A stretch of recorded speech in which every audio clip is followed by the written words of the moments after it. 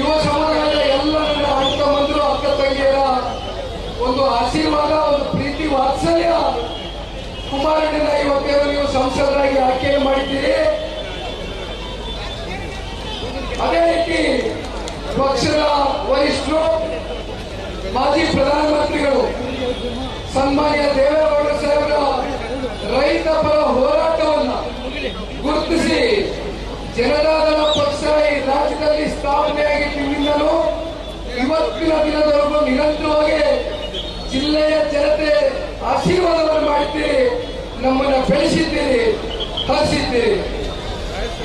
ನಾನು ಯಾವಾಗಲೂ ಆಲೋಚನೆಯನ್ನು ಮಾಡ್ತಾ ಇರ್ತೇನೆ, ತಂದೆಯವರ ಜೊತೆ ಚರ್ಚೆಯನ್ನು ಮಾಡ್ತಾ ಇರ್ತೇನೆ. ಹೆಚ್ಚು ಸಮಯ ತಗೊಳ್ಳಕ್ಕೆ ಹೋಗೋದಿಲ್ಲ, ಕಾರಣ ಇನ್ನೂ ತುಂಬಾ ಸಾಗಬೇಕಾಗಿದೆ. ತಂದೆಯವರು ಕೂಡ ಮಾತನಾಡಬೇಕಾಗಿದೆ. ನಮ್ಮ ರೈತರ ಮಕ್ಕಳು, ಬಡವರ ಮಕ್ಕಳು, ಕೂಲಿ ಕಾರ್ಮಿಕರ ಮಕ್ಕಳು ಸಾಕಷ್ಟು ಸಾಲ ಸೋಲ ಮಾಡಿ ಮಕ್ಕಳುಗಳನ್ನ ಓದಿಸಿದ್ದೀರಿ, ವಿದ್ಯಾಭ್ಯಾಸವನ್ನ ಪೂರೈಸಿದ್ದಾರೆ, ಡಿಗ್ರಿಗಳನ್ನ ಪಡೆದುಕೊಂಡಿದ್ದಾರೆ, ಮಾಸ್ಟರ್ ಡಿಗ್ರಿಗಳನ್ನ ಪಡೆದುಕೊಂಡಿದ್ದಾರೆ. ಇವರೆಲ್ಲರಿಗೂ ಕೂಡ ಮಾನ್ಯ ಕುಮಾರಣ್ಣವರ ಚಿಂತನೆ ಒಂದೇ. ಇವತ್ತು ನಿಮ್ಮಂತವರ ಒಂದು ಆಶೀರ್ವಾದದಿಂದ ಇವತ್ತು ಮಾನ್ಯ ಕುಮಾರಣ್ಣವರು ಕೇಂದ್ರದ ಸಚಿವರಾಗಿ ಭಾರತ ದೇಶವನ್ನೇ ಪ್ರತಿನಿಧಿಸ್ತಾ ಇದ್ದಾರೆ, ಈ ರಾಜ್ಯವನ್ನೇ ಪ್ರತಿನಿಧಿಸ್ತಾ ಇದ್ದಾರೆ. ವಿಶೇಷವಾಗಿ ಈ ಪುಣ್ಯ ನಾಡು ಮಂಡ್ಯದಿಂದ ಇವತ್ತು ಸಂಸದರಾಗಿ ನೀವೇ ಆಯ್ಕೆ ಮಾಡಿದ್ದೀರಿ. ಮಂಡ್ಯದಿಂದ ಇಂಡಿಕ್ಕೆ ಕಳಿಸ್ಕೊಟ್ಟಿದ್ದೀರಿ. ಈ ಎಲ್ಲವನ್ನು ಇವತ್ತು ತಂದೆಯವರು ಹೃದಯದಲ್ಲಿ ಇಟ್ಕೊಂಡಿದ್ದಾರೆ. ಅದೇ ರೀತಿ ತಾವುಗಳು ತಂದೆಯವರಿಗೆ ಹೃದಯದಲ್ಲಿ ಒಂದು ಸ್ಥಾನವನ್ನು ಕೊಟ್ಟಿದ್ದೀರಿ.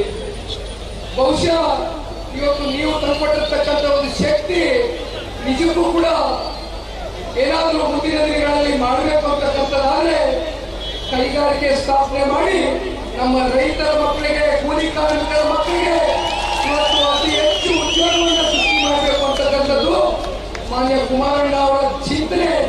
100ಕ್ಕೆ 100 ಇವತ್ತು ಏನು ಅವರು ಆಲೋಚನೆ ಮಾಡಿದ್ದಾರೆ, ಸಾಧಿಸ್ತಾರೆ ಅಂತಕ್ಕಂಥ ಒಂದು ವಿಶ್ವಾಸ ನಮ್ಮಲ್ಲಿ ಎಲ್ಲರಲ್ಲೂ ಇದೆ. ಅದಕ್ಕೆ ಹಿಂದಿನ ಉದಾಹರಣೆ ರೈತರ ಪರವಾಗಿ ಮಾತನ್ನ ಕೊಟ್ಟರು, ರೈತರು ಅತಿ ಹೆಚ್ಚು ಆತ್ಮಹತ್ಯೆ ಮಾಡ್ಕೊಂಡ್ರು.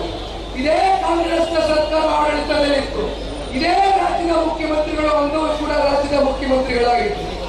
ರೈತರ ಸಾಲವನ್ನು ಮನ್ನಾ ಮಾಡ್ತೇನೆ ಅಂದ್ರು.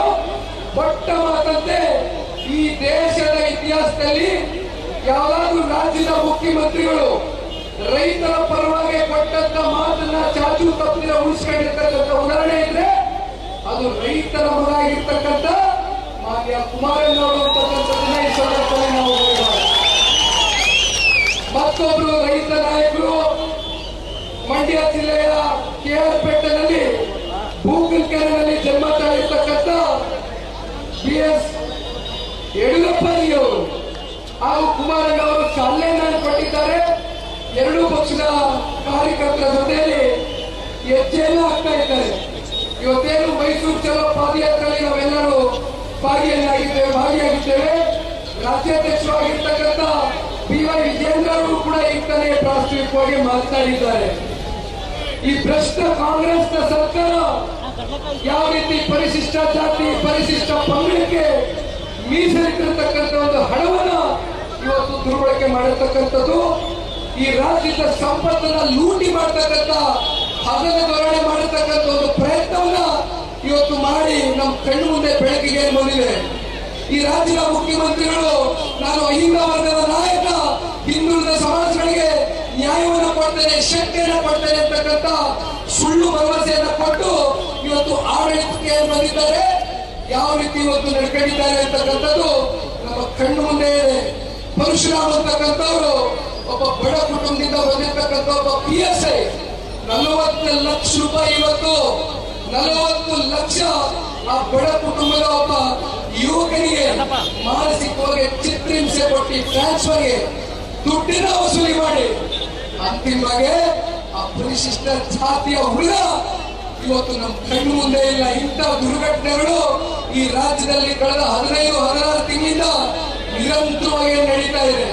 ಇದೆಲ್ಲವಕ್ಕೂ ಕಡಿವಾಣ ಹಾಕಬೇಕು ಅಂತಕ್ಕಂಥದ್ದಾದ್ರೆ ಒಂದು ಮಾತನ್ನ ಹೇಳ್ತೇನೆ, ಸನ್ಮಾನ್ಯ ಸಿದ್ದರಾಮಯ್ಯ ಅವರು ಏನಾದ್ರೂ ನಿಮಗೆ ನೈತಿಕತೆ ಅಂತಕ್ಕಂಥದ್ದಿದ್ರೆ ದಯಮಾಡಿ ಮೊದಲು ನೀವು ರಾಜೀನಾಮೆ ಕೊಟ್ಟು ಮನೆಗೆ ಹೋಗ್ಬೇಕು ಅಂತಕ್ಕಂಥದ್ದು ಎರಡೂ ಪಕ್ಷ ಇವತ್ತು ಆಗ್ರಹಿಸ್ತೇವೆ.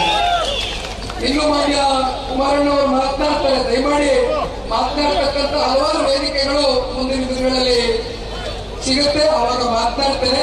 ಮಾನ್ಯ ಕುಮಾರಣ್ಣವರು ಮಾತನಾಡ್ತಾರೆ.